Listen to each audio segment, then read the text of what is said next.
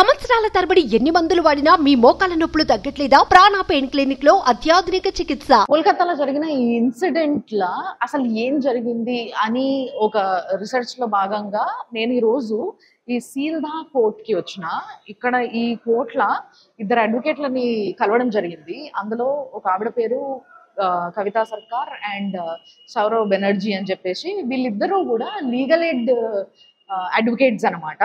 అంటే బేసిక్గా legal aid advocates అంటే ఏంది అంటే, సింపుల్గా చెప్పాలంటే ఇప్పుడు ఎప్పుడైతే ఎవరైతే వ్యక్తి అఫోర్డ్ చేయలేని లోన్ ఉంటారో, అంటే వాళ్ళు పైసలు పెట్టుకొని ఒక ప్రైవేట్ లాయర్ని పెట్టుకోలేరో, అప్పుడు కోర్టే ఆ వ్యక్తికి లాయర్స్ని ఇవ్వడం జరుగుతుంది వాళ్ళ తరఫున వాదించడానికి.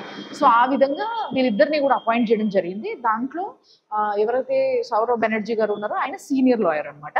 సో వీళ్ళని అపాయింట్ చేయడం జరిగింది ఫర్ సంజయ్ రాయ్కి వీళ్ళిద్దరిని అపాయింట్ చేయడం జరిగిన తర్వాత, వీళ్ళిద్దరు ఫస్ట్ కేసు ఎప్పుడైతే ఇక్కడ లోకల్లో ఉండేనో అప్పుడు అంటే వీళ్ళ యాక్ట్ అంతా కూడా ఏంది అని అంటే, అసలు ఏమేమి ఎవిడెన్సెస్ దొరుకుతాయి, అసలు ఏంది, ఒకసారి సంజయ్ రాయ్తో మాట్లాడే ప్రయత్నం చేసినప్పుడు ఏం చెప్పగలిగిండు, ఇవన్నిటినీ నేను వీళ్ళతో అడిగి తెలుసుకోవడం జరిగింది. దాదాపుగా ఒక గంట నుంచి వెళ్ళి వీళ్ళతో కూర్చొని మాట్లాడినా నేను ఇప్పుడు వరకు కూడా. సో నేను అడిగిన ప్రతి ప్రశ్నకి వాళ్ళు క్లియర్గా స్పష్టంగా ఆన్సర్ అయితే చెప్పిండ్రు. అయితే దీంట్లో ఏంది అని అంటే, ఫస్ట్ ఆఫ్ ఆల్ నేను వాళ్ళని అడిగినప్పుడు సంజయ్ రాయ్ని ఇప్పుడు మిమ్మల్ని కోర్టు సంజయ్ రాయ్ సైడ్ వాదించడానికి అపాయింట్ చేసిండ్రు, రైట్? అపాయింట్ చేసినప్పుడు ఇప్పుడు ఇంత పెద్ద ఇష్యూ నడుస్తుంది, సంజయ్ రాయ్ అత్యాచారం చేసిండు అనేసి మొత్తం బయట సమాజం మాట్లాడుకుంటుంది. అండ్ మీరు ఒక లేడీ అయ్యుండి, ఒక హ్యూమన్ అయ్యుండి, ఒక లీగల్గా అంటే న్యాయాన్ని నడిపే వ్యక్తులు అయ్యుండి సంజయ్ రాయ్ని మీరు ఎట్లా నుంచొని డిఫెండ్ చేయగలుగుతారు, అంటే డిఫెండ్ చేయడానికి మీ దగ్గర ఏం పాయింట్స్ ఉన్నాయని చెప్పేసి నేను అడగడం జరిగింది వాళ్ళని. అడిగితే వాళ్ళు చెప్పింది ఒకటే మాట, అసలు మీరు చెప్తుండ్రి ఎవిడెన్స్ ఏముంది సంజయ్ రాయ్ ఈ అత్యాచారం చేసిండో అని చెప్పడానికి అని అంటే, అక్కడ ఒక సీసీటీవీ కెమెరా ఫుటేజ్ ఉంది కదా అని చెప్పేసి, ఏదైతే మనం రెగ్యులర్గా సీసీటీవీ ఫుటేజ్ చూస్తున్నామో సంజయ్ రాయ్ది, దాన్ని బేస్ చేసుకొని నేను కూడా వాళ్ళని ప్రశ్నించడం జరిగింది. సో వాళ్ళు చెప్పింది ఒకటే మాట, సరే ఏదైతే ఫుటేజ్ చూసిర్రో అది అక్కడ ఆయన అనుమానాస్పదంగా తిరగడము అనేది ఒకటి చూసిండ్రు, అంటే దాంట్లోకి వెళ్ళడము చూసిండ్రే తప్పితే దాంట్లో రావడము. అండ్ ఇంకొకటి ఏంది అని అంటే, ఆయన అత్యాచారం చేసిండు అనడానికి పోస్ట్మార్టం రిపోర్ట్లో కూడా ఎటువంటి ఎవిడెన్సెస్ లేవు. ఇప్పటి వరకు పోస్ట్మార్టం రిపోర్ట్లో కూడా ఎటువంటి ఎవిడెన్సెస్ లేవు. కంప్లీట్గా పోస్ట్మార్టం రిపోర్ట్ని కూడా ట్యాంపరింగ్ చేసిండ్రు అన్న విషయం కూడా మీ మీడియానే చెప్తుంది కాబట్టి మీకు తెలిసి ఉండాలి. సో సంజయ్ రాయ్ అయితే నేను అప్పుడు వాళ్ళని అడిగింది ఏంది అని అంటే, సంజయ్ రాయే స్వయంగా పోలీసు వాళ్ళు రిమాండ్లకు తీసుకున్న తర్వాత ఆయన చెప్పిండు కదా, అవును నేనే ఈ పలానా ఇష్యూకి కారణం, ఇది నేనే చేసిన, అమ్మాయిని నేనే హత్య చేయడం కూడా జరిగిందని చెప్పేసి ఏదైతే చెప్పిండో ఆయనే ఒప్పుకున్నాడు కదా. అంటే ఎవరైతే అక్యూజ్డ్ ఉన్నాడో ఆయనే ఒప్పుకున్నప్పుడు ఇంకేంది ఇక్కడ, ఇంకా సవాల్ ఏంది అని చెప్పేసి నేను వాళ్ళని ప్రశ్నించడం జరిగింది. సో అప్పుడు ఇమీడియట్గా వాళ్ళు చెప్పింది ఏంది అని అంటే, పోలీస్ వాళ్ళు అంటే పోలీస్ వ్యవస్థ ఆయనని బాగా ప్రెషరైజ్ చేసి ఈ మాట చెప్పించిండ్రు. అందుకోసమే ఆయన తర్వాత ఇమీడియట్గా ఎన్నిసార్లు మాట్లాడినా ప్రస్తుతం కూడా ఎవరు వచ్చినా కూడా ఆఖరికి ఫుడ్ ఇవ్వడానికి జైల్లో ఏ సెల్ అయితే ఆయన ఉన్నాడో ఆ సెల్లకి ఫుడ్ ఇవ్వడానికి ఎవరైనా వచ్చినా కూడా, ఆయన ముందు నుంచి ఎవరైనా పోతున్నా కానీ, ఎవరైనా ఆఫీసర్స్ కానీ, సిబిఐ వాళ్ళు కానీ, లేకపోతే ఈ పలానా ఈ అడ్వకేట్స్ ఎవరైతే నేను ఇప్పుడు ఎవరితోనైతే మాట్లాడినానో వాళ్ళిద్దరు కానీ, ఎవరు ఆయన కలవడానికి పోయినా కూడా ఆయన చెప్పింది ఒకటే మాటనంటే, తర్వాత నాకు ఎటువంటి పాపం తెలియదు, నేను ఏమీ చెయ్యలేదు, నన్ను కావాలని ఇలా ఇరికియడానికి ప్రయత్నిస్తున్నారు, కావాలని ఇరికిస్తున్నారు, ముందుగా నా పేరు అందులో పెట్టడానికి నన్ను హైలైట్ చేసి అంటే నా మీదకి కంప్లీట్గా కేసు తిరిగేలాగా చేస్తున్నారు అని చెప్పేసి సంజయ్ రాయ్ చెప్తున్నాడు. మరి దీన్ని ఏం చూడాలి, ఏ విధంగా చూడాలి అంటే, ఇప్పుడు ఒక ఎవిడెన్స్ స్ట్రాంగ్గా లేనప్పుడు ఒక వ్యక్తిని డైరెక్ట్గా ఈ పలానా వ్యక్తే ఈ పలానా ఇష్యూకి కారణం అని చెప్పడానికి ఎవిడెన్స్ లేనప్పుడు ఏ విధంగా మీరు చెప్తారు అని చెప్పి వాళ్ళని నన్ను ప్రశ్నించడం జరిగింది. సో దాని తర్వాత తిరిగి నేను వాళ్ళని ప్రశ్నించడం జరిగింది ఏంది అని అంటే, మరి ఇప్పటి వరకు ఇంత పెద్ద ఇష్యూ జరిగితే వేరే ఎవిడెన్సెస్ ఏమీ ఎందుకు తీసుకోలేదు అని అంటే, మేము అవన్నీ చేసే లోపే ఇంకా ఛార్జ్ షీట్ ఏదైతే ఉందో అది ఫైల్ చేయలేదు కాబట్టి, ఇంకా ఎవిడెన్సెస్ కలెక్ట్ చేసే స్టేజ్లోనే కేసు ఉంది కాబట్టి గత 20 రోజులుగా సిబిఐ చేతిలోకి ఎప్పుడైతే పోయిందో వాళ్ళు కంప్లీట్గా ఏవైతే ఇన్వెస్టిగేషన్స్ ఉన్నాయో అవన్నీ కంప్లీట్ చేసుకొని అవన్నీ చార్జ్ షీట్లో ఎంటర్ చేసిన తర్వాత మా వర్క్ స్టార్ట్ అవుతుంది అన్న విషయాన్ని చాలా స్పష్టంగా చెప్పిండ్రు. అండ్ ఇంకో విషయం ఏంటి అని అంటే, ఏదైతే పాలిగ్రాఫ్ అనే ఒక ప్రొసీజర్ జరుగుతుందో మీరు అందరికీ తెలిసే ఉంటుంది, సినిమాలలో కూడా మనం చూసినాము. పాలిగ్రాఫ్ అంటే నథింగ్ బట్ లై డిటెక్టర్ లాగా అనమాట.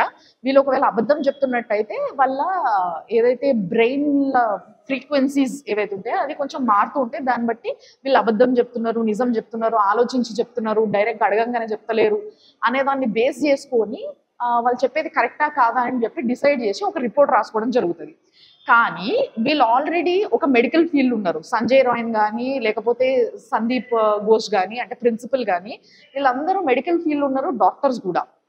సో అంటే ఈ సంజయ్ రాయ్ డాక్టర్ కాకపోయినా కూడా ఈయనకి ఎవరితోనైతే బాగా అనుబంధం ఉందో ప్రిన్సిపల్ సందీప్ ఘోష్ అనేటైన ఆయన కానీ మంచి డాక్టర్ ఆయన ఆల్రెడీ. సో వీళ్ళందరూ డాక్టర్ ప్రొఫెషన్లో ఉన్నోళ్ళు కాబట్టి వాళ్ళు ఒక మెడిసిన్ తీసుకోవచ్చు. There may be a medicine, ఏదైనా ఒక మెడిసిన్ కూడా ఉండొచ్చు. ఏంది అని అంటే ఈ మెషిన్ని కూడా ఇన్ఫ్లుయెన్స్ చేయగలిగేది, అంటే దీన్ని మ్యానిపులేట్ చేయడానికి. బేసిక్గా ఏంది అంటే ఆ మెడిసిన్ వేసుకొని పోయి వాళ్ళు అక్కడ కూర్చొని వాళ్ళు చెప్పితే ఇట్లా చెప్పలేము అనేసి చెప్పడం జరుగుతుంది. అంటే ఇప్పుడు ఫర్ ఎగ్జాంపుల్ అది సంజయ్ రాయ్ విషయంలో జరగకపోవచ్చు, బట్ సందీప్ ఘోష్ అయితే 24 hours ముందు ఎప్పుడైతే తీసుకుపోయారో ఆయన డాక్టరే కాబట్టి ఆయన టాబ్లెట్ వేసుకొని పోయి కూర్చొని చెప్పుండొచ్చు. అప్పుడు అది నిజము అబద్ధము మనకి ఎట్లా తెలుస్తుంది? సో పాలిగ్రాఫ్ని కూడా కంప్లీట్గా నమ్మడానికి లేదు అన్న విషయాన్ని అడ్వకేట్స్ అయి ఉండి వాళ్ళే చెప్పడం జరుగుతుంది. మరి నెక్స్ట్ ఏంది, ఏ విధంగా చేయబోతున్నారు, అసలు ప్రొటెస్ట్ పైన మీ ఉద్దేశం ఏంది అని నేను వాళ్ళని అడిగితే వాళ్ళు ఒకటే మాట చెప్పిండ్రు నాకు. ఏంది అని అంటే, ప్రొటెస్ట్ చేస్తున్నారు, చాలా మంచి విషయం. మమ్మల్ని మా పెద్దలు అంటే మా అఫీషియల్స్ ఎవరైతే ఉన్నారో మమ్మల్ని ఈ కేసులో సంజయ్ రాయ్ సైడ్ మాట్లాడమని చెప్పి అపాయింట్ చేసినప్పటికీ అక్యూజ్డ్ ఎవరో నిజంగా కరెక్ట్గా ఆ వ్యక్తికి శిక్ష పడాలనే మేము కూడా అనుకుంటున్నాం. అది సంజయ్ రాయ్ అయినా సరే ఎవరైనా సరే న్యాయం ముందు ఎవరికైనా న్యాయదేవత సమానమే అని చెప్పి వాళ్ళు మాట్లాడుతున్నారు. అయితే ఇక్కడ వాళ్ళు నోట్ చేస్తున్న ఒక పాయింట్ ఏంది అని అంటే, ఫస్ట్ ఆఫ్ ఆల్ బయట జనాలు మీడియా కావచ్చు లేకపోతే మామూలు పబ్లిక్ కావచ్చు ఏదైతే వీడియో బయట వైరల్ అవుతుందో దాన్ని పట్టుకొని ఈయన వేసిండు ఆయన వేసిండు అని చెప్పేసి మాట్లాడుకుంటున్నారు, దాన్నే వైరల్ చేస్తున్నారు. ఇదే నడుస్తుంది తప్పితే, కానీ నిజంగా మీరు అడగాల్సిన అసలు క్వశ్చన్ ఏంది అని అంటే, అసలు ప్రొటెస్ట్ చేయాల్సింది దేనికోసం అంటే, గత 12 గంటలుగా ఆ ఇష్యూ జరగడానికి ముందు అట్లీస్ట్ 12 hours ముందు నుంచి అయినా సేమ్ సీసీ కెమెరా నుంచి ఫుటేజ్ అడగండి. ఫస్ట్ ఆ ఫుటేజ్ బయటికి రివీల్ చేయమని చెప్పి ప్రొటెస్ట్ చేసుంటే మాకు కూడా చాలా విషయాలు తెలిసేది, మా పని కూడా చాలా ఈజీగా అయ్యేది అని చాలా స్మార్ట్గా ఆన్సర్ చెప్పారు వాళ్ళు. బట్ వేరే ఏదేమైనా కానీ ఒక తీరిక అది కూడా మనం పాయింట్ కన్సిడర్ చేయాల్సిన పాయింటే అది. ఎందుకంటే ఒక్క చిన్న సీసీటీవీ కెమెరా ఫుటేజ్ ఏదైతే ఉందో దాన్ని పట్టుకొని మనము మాట్లాడుతున్నాము అనేది వాళ్ళ మెయిన్ పాయింట్. బట్ మిగతావి ఏవైతే ఉన్నాయో అన్నీ కూడా ట్యాంపరింగ్ చేయడం జరిగింది అనేది మాత్రం చాలా స్పష్టంగా చెప్పిండ్రు. అయితే నేనన్నా ట్యాంపరింగ్ చేయడం జరిగినప్పుడు ఎవిడెన్సెస్ కింద ఏవైతే కలెక్ట్ చేసారో అక్కడ ఈ సంజయ్ రాయ్ది ఇయర్ ఫోన్ పడిపోయి ఉంది అని చెప్పేసి అన్నారు కదా. ఆయన లోపలికి వెళ్ళేటప్పుడు ఇయర్ ఫోన్ చెవులో పెట్టుకొని పోయిండు, సేమ్ ఇయర్ ఫోన్ తర్వాత అక్కడ దొరికింది అన్నారు కదా. మరి దీని గురించి ఏం మాట్లాడతారని నేను అడిగితే వాళ్ళు ఒకటే చెప్పారు ఏంది అని అంటే, ఇన్ని ఎవిడెన్సెస్ ట్యాంపరింగ్ చేయగలిగిన వాళ్ళు అది కావాలని ఆ మనిషిని ఇరికించడానికి, ఆ మనిషిని ఒప్పించో భయపెట్టో బలవంతం చేసో ఆ మనిషిని ఇరికియడానికి ఆ మనిషి యొక్క అంటే సంజయ్ రాయ్ యొక్క ఇయర్ ఫోన్ అక్కడ పడేసి ఉండొచ్చు కావాలని అని ఎందుకు అనుకోవద్దు మీరు అని చెప్పి నన్ను క్రాస్ క్వశ్చన్ చేశారు వాళ్ళు. సో ఇది కూడా జరిగింది. అండ్ దాని తర్వాత మరి నెక్స్ట్ ఈ కేసు ఎప్పుడు వరకు ఏం జరగబోతుంది అని అంటే, ఏదైతే సిబిఐ ప్రొసీజర్లో ఉందో ఈ సిబిఐ ప్రొసీజర్లో ప్రతి ఒక్కరిని పిలవడం జరుగుతుంది. వాళ్ళపైన ఈ పాలిగ్రఫీ అనే ప్రొసీజర్ జరుగుతుంది. కొంతమంది ఇంటెన్స్ పైన, కొంతమంది నర్సుల పైన, వీళ్ళందరి పైన కూడా. అయితే నేను ఇక్కడున్న మన కవితా సర్కార్ మ్యామ్ని నేను అడిగింది ఏంది అని అంటే, మీకు తెలిసినంత వరకు ఇన్సిడెంట్ జరిగిన రోజు ఆవిడ నాకు చెప్పింది ఏంది అని అంటే, 4 o'clock ఆ ప్రాంతంలో ఈ సంజయ్ రాయ్ అనే వ్యక్తి ఒక మనిషి పడిపోయి ఉండడం నేను చూసిన. ఈ విషయం తర్వాత సిబిఐ విచారణలో ఆయన చెప్పడం మొదలుపెట్టిండంట ఈ విషయాలన్నీ కూడా. అక్కడ పడిపోవడం చూసినా, కానీ నాకు భయం వేసి నేను పారిపోయి వచ్చేసిన, నాకు ఏం చేయాలో అర్థం కాక, బట్ ఎవరికి నేను చెప్పలేదు ఇట్లా అక్కడ ఒక అమ్మాయికి ఈ పరిస్థితిలో పడింది అన్న విషయం ఎవరికి చెప్పలేదు అని చెప్పేసి ఆయన చెప్పిండంట. దాని తర్వాత మరి ఎవరు మొట్టమొదట అసలు బాడీని చూసింది అని అంటే ఎవరో సెక్యూరిటీ గార్డ్ చూడడం జరిగింది అని చెప్పేసి చెప్పిండ్రు.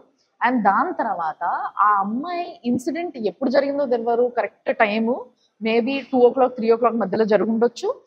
బట్ 4 గంటలకి సంజయ్ రావు చూసిండు అని అంటే తర్వాత ఈ నెక్స్ట్ 2 hours లా చాలా మంది చూడడము, ఒకరినొకరు పిలవడము, అందరు వచ్చి చూడడము, స్టాఫ్ వాళ్ళు వీళ్ళంతా వచ్చి చూడడం, ఇదంతా జరిగిన తర్వాత 6 o'clockకి అంటే 4 గంటలకి సంజయ్ రాయ్ చూసినట్టు నిజమైతే, లేదా 4 గంటలకి సంజయ్ రాయ్ అటెంప్ట్ చేయడం నిజమైనా కూడా 6 గంటలకి స్టాఫ్ మెంబర్స్ ఎవరైతే చూసిర్రో 5-6 గంటలకి అప్పటికి కూడా ఆ అమ్మాయి ఇంకా బతికే ఉందంట.